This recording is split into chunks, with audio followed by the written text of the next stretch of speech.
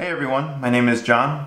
On lookout behind me is Amber, and we are very grateful for the responses and the feedback you guys provided us with the FitBit Inspire HR review. Now that it's been a few days, I just wanted to update you guys on how the FitBit is working for me.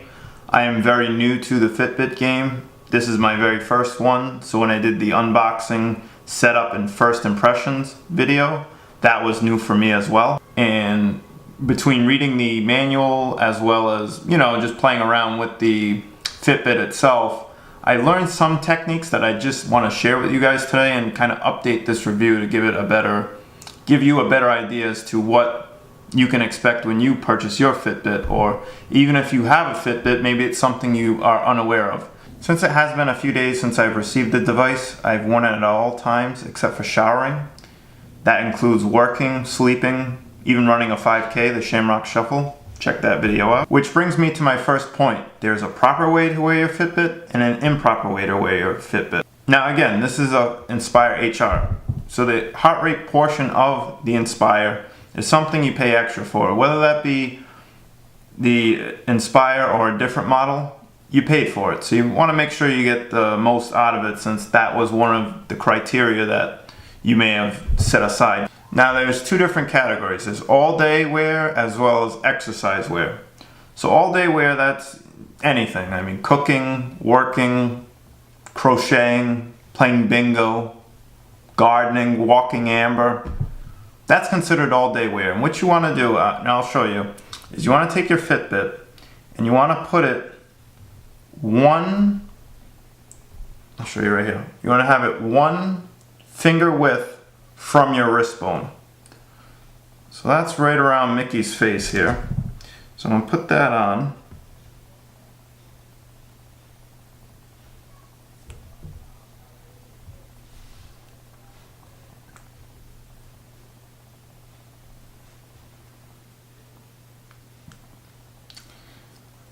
Now it's important that you don't have your Fitbit too tight and you don't have it too loose. If you have it too tight, you're going to restrict your blood flow, and if you have it too loose, you're not going to get a proper reading.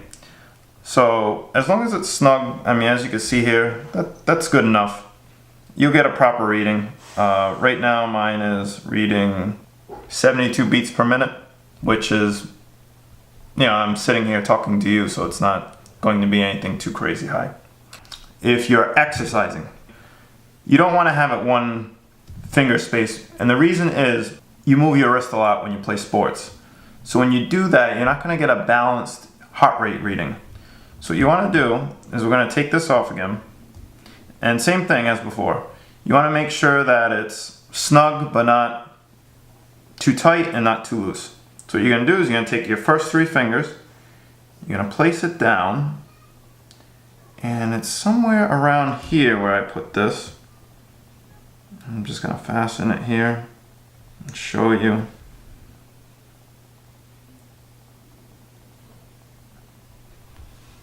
And there.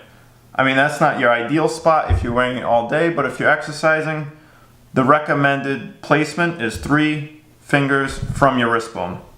So that would be roughly right here for me. Another thing to be mindful of is the Fitbit is designed pre-factory to be worn on your non-dominant hand, which is the hand you typically do not do anything with. For me, that'd be my right hand, as I am left-handed. If you want to change your preferred hand, if you want to make it right hand or left hand, whatever it may be, you can do so by downloading the app, which is available on the Google Play Store, the App Store, and Windows 10. Now I'm just going to go through the screen here and just show you what you can find on your display. Now this is the main home screen. As you can see, it tells the time of 7:15 and calories burned at the bottom. Once you tap it, it gives you just information such as the date, how many steps you've logged, your heart rate, and the distance you've covered. Now if you swipe up from the main clock display, you can see steps logged, you see your heart rate. So you just keep swiping up and you'll find that from the main display. Now above that, you'll see there's exercise mode. Let's say you want to go running. So you'd click the exercise mode and you'd see run, tap that, and you can hit that play button. As you can see, it'll log your mileage as well as your step. Now what you can do is, while you're running, you can tap the screen and you can be able to see your mileage you've covered, your pace, your average pace, how much fat you've burned, calories burned, steps, and you can see the current time. And this would be the stopwatch of how much time has passed. As you can see, it's 40 seconds. Now let's say you're finished. You just hit this side button here, and it's paused. Now, if you hit that button, let's say you did that accidentally, if you hit that button one more time, it's going to finish the workout. But let's say you want to continue, you can just hit play and it'll just continue. But let's finish this just for the sake of the video. So we're going to finish that and then hit it one more time, and we're finished. Now it'll log this, so when you sync it with your computer, phone, whatever it may be, tablet, you'll see the progress that you did if you went for a run. So from exercise, we swipe up one more time, there's a relax segment. Now if we tap that, we can do a 2-minute relaxing session where we try to not move. It says be still to try to calm us down. So if you're stressed out, have anxiety, or something like that, you can kind of slow your breathing down and just try to lower your heart rate. So this is one of those guided breathing sessions that I was mentioning before. So it's sensing my breathing right now, and it's going to do a poor job just because I'm talking through this, but this is going to elapse for 2 minutes. If you just want to end this, it's the same exact thing. You would hit that side button there and you can end that. Now above that you have a timer. Now with that timer, you can use it as a stopwatch, a countdown. Now with that timer, you can use it as a stopwatch, or you can use it as a countdown. Now another thing to be mindful of is this side button here. Now with this side button, you can do something called the quick settings screen. Now what you do there is you just take this button, you press it and hold it down for 2 seconds. And by doing so, you can see the battery. Mine's currently 92%. The screen wake is set for on, and notifications is set for on. So if you want to turn any of those on or off, you just tap them. Now, as I've mentioned, the Inspire HR does do sleep tracking.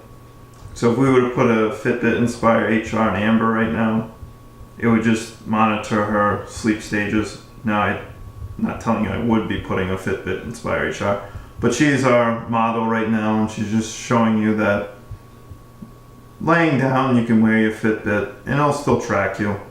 You'll have a lower heart rate, maybe 65, 70, and that's perfectly normal.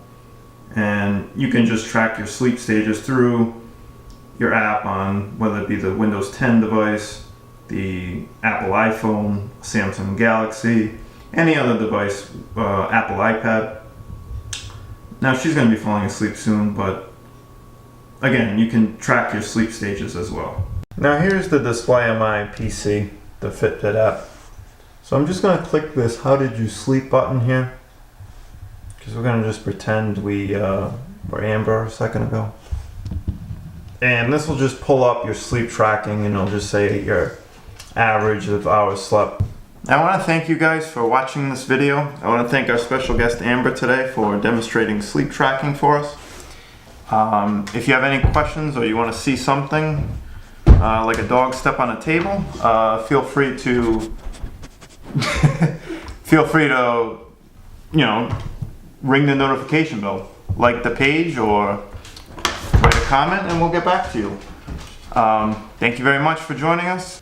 Till next time.